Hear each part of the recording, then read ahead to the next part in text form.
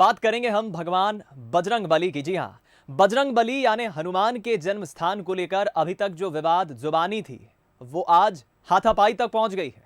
महाराष्ट्र के नासिक में आज धर्म संसद बुलाई गई थी, जिसमें यह तय होना था कि हनुमान जी का जन्म आखिर कहां हुआ है। धर्म संसद में यह बात तो तय नहीं हो पाई, लेकिन जो साधु संत यहां पहुंचे थे बातचीत करने के लिए, कुछ मंथन करने के लिए जो एकत्रित हुए थे, वो लड़ जरूर पड़े।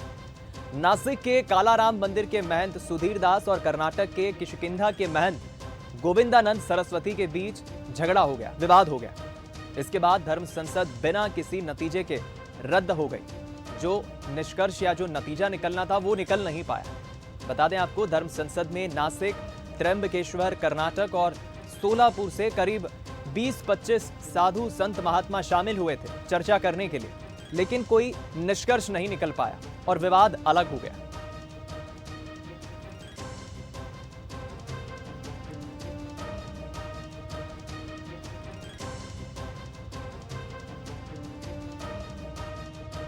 से खुद वो ऐसे झगड़ा शुरू कराई दिए जैसे कि लोग उठ के चले जाए। इसलिए हम अपना तरफ से जो महाराष्ट्र नासिक की ओर से पूरा 99% उनके सामने हमारे विद्वजनों ने रखे हैं और वो उसको मान्यता दे रहे, लेकिन वो ये नहीं चाहते अंजनी की जन्म स्थान मानेंगे, वो अपना किसकी ना मानना चाहते, लेकिन हम अपने जगह पर सबूत के अनुसार अंजनी की मानेंगे, हमारे जन्म स्थान अंजनी।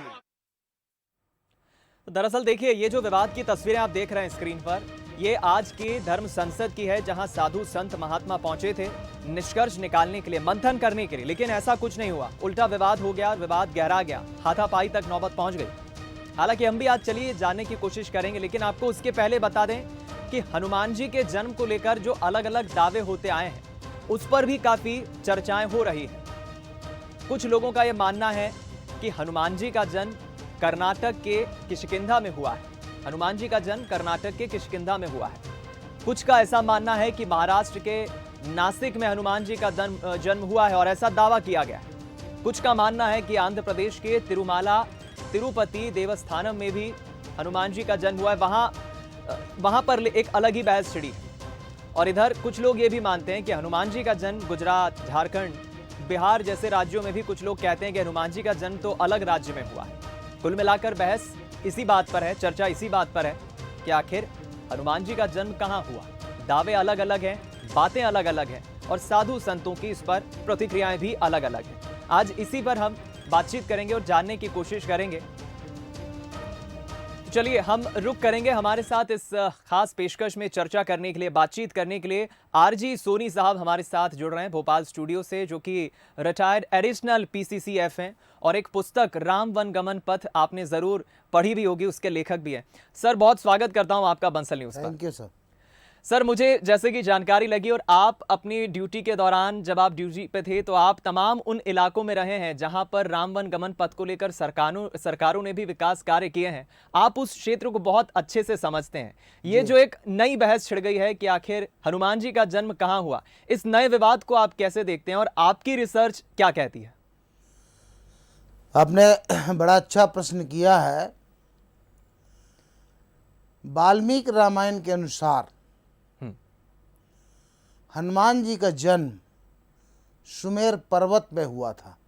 सुमेर पर्वत? हाँ, क्योंकि जो सुमेर पर्वत जम्बू द्वीप के को बलियाकार रूप से घेरे हुए है, उस सुमेर पर्वत में इनके पिता केसरी जी रहते थे और वहाँ पर पवन वायु देवता के वायु देवता के औरस पुत्र कहलाते हैं हनुमान जी।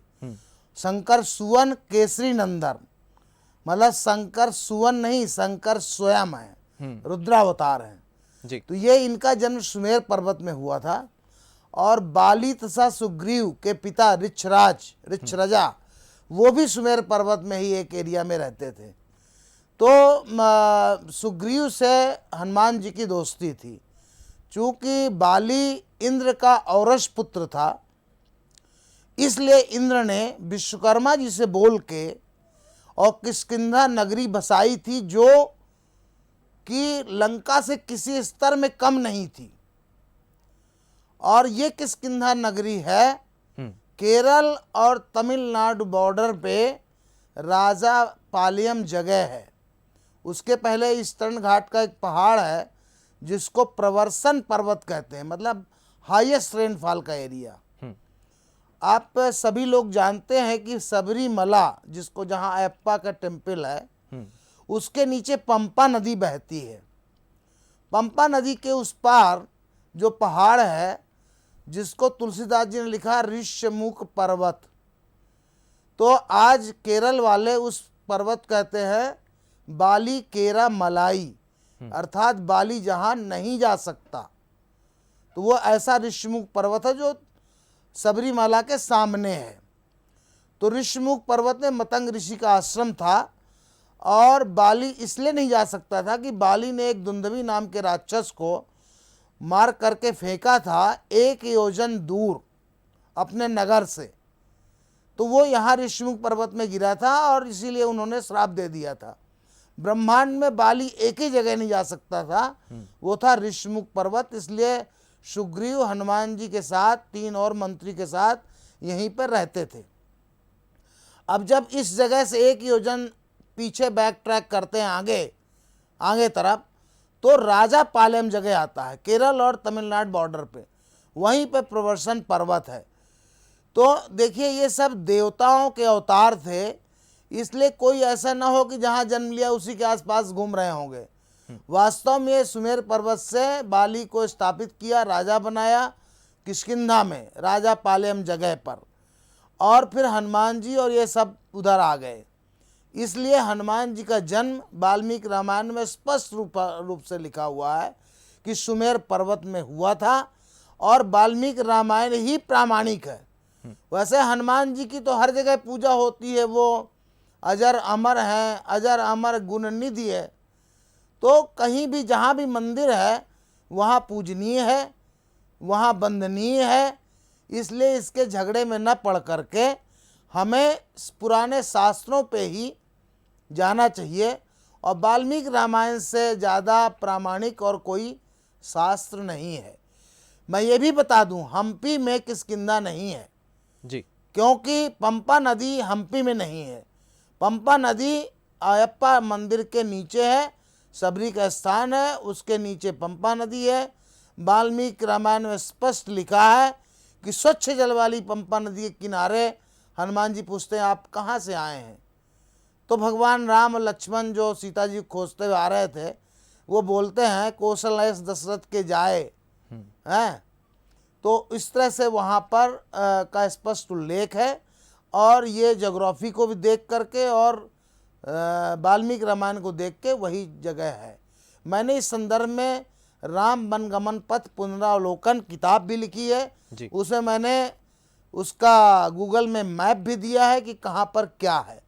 जो चाहें तो amazon.in में किताब है, उसको पढ़ सकते हैं।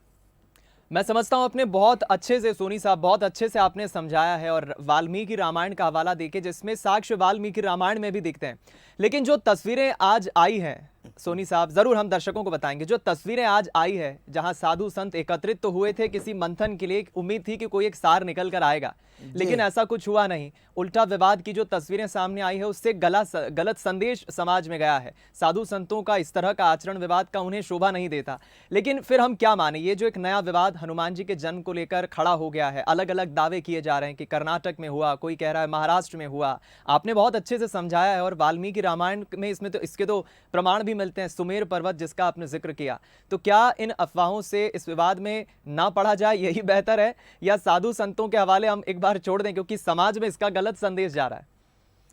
नहीं, इसमें विवाद की कोई बात नहीं है। वाल्मीकि रामायण ही सबसे आदि ग्रंथ है, उसी को मानना चाहिए जी। और ये जो जगह कैसे कहाँ जन्म हुआ, ये भगवान राम ने अगस्त ऋषि से पूछा था हनुमान जी के बारे में, वाल्मीकि रामायण में उल्लेखित है, वहाँ पे इसका जिक्र आया है। और देखिए, जब भगवान ने जन्म लेने के लिए सोच लिया देवताओं के आग्रह पर, तो ब्रह्मा ने सभी देवताओं को निर्देश दिया कि बानर तन धर धर हरिपद सेवहु जाए। सभी देवताओं को निर्देश था कि आप बानर भालू के शरीर धर करके और आप भगवान राम को जिस रास्ते से जाना है उधर जा कर के आप पृथ्वी में जाइए। इसलिए ये देवतुल्य थे कोई रूप बना सकते थे, कहीं आकाशचारी थे, मन की गति से जा सकते हैं थे, इसलिए सिर्फ लीला के लिए इनके पूंछ थी, बाकी इनके अंदर सारी शक्तियाँ थी, हम सभी जानते हैं। इसलिए ये ईश्वर भगवान राम की लीला थी।